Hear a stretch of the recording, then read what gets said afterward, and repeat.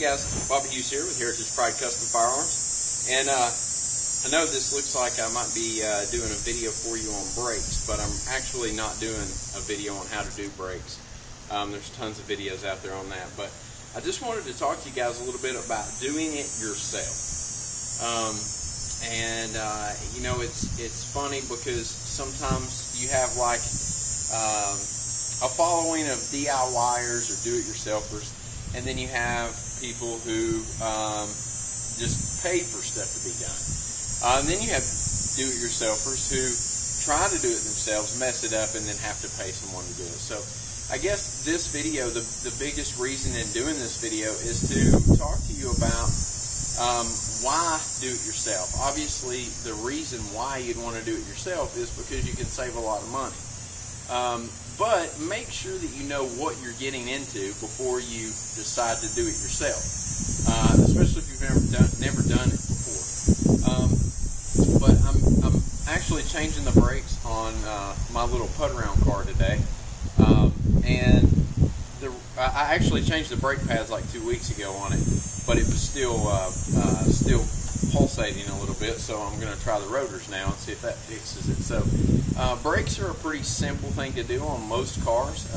I've never done brakes on like really expensive cars. It's always been like Ford vehicles, Chevrolet vehicles, you know, Toyotas or whatever, but I've never done anything on like Cadillacs or anything like that, so I couldn't tell you if that's more difficult or less difficult or whatever. But anyway, brakes are fairly simple as long as you understand the concept behind the brake, what each parts are.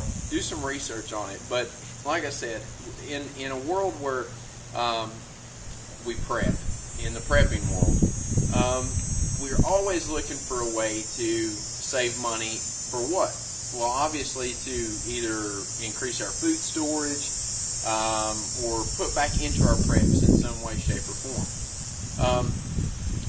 I use this for an example because to do brakes and rotors at a mechanic or dealership or something like that, to take it in, drop it off. Now, I'm sure people have their friendly mechanic or their family mechanic or whatever that's always going to give you a good deal. But for the person that doesn't have that maybe you've got some standard tools laying around the house and you don't have a family mechanic, so you would be the one that took it to a dealership and dropped it off to have your brakes done. Just your front brakes, brake pads and rotors, you know, you're looking at a good at least $150 to $200, at least $150 to $200. So I would say that doing it yourself is a good compromise for that, as long as you're comfortable with it. People think because brakes are so, like, that's, if your brakes don't work, you're going to die, obviously. But they're intimidated by brakes. Brakes are, like I said, they're fairly simple to do. And you can save a lot of money. A couple weeks ago, and I think I got them at O'Reilly's because it's on my way home from work. And I paid like 28 bucks for the pads, and those are OEM replacements, same ones that you're going to get at the dealership if you go to the dealership. So 28 bucks, and then I got the rotors for $22 a piece. So that's the other day. So that's 44 bucks. So you're at just over $70, $72 or something. I think that's right. I'm not quick with math right off the top, but anyway. Something like that, a little over 70 bucks for the parts. And it takes you, brakes are quick. If you've got the tools to do it, brakes are quick. Typically it doesn't take any specialty tools.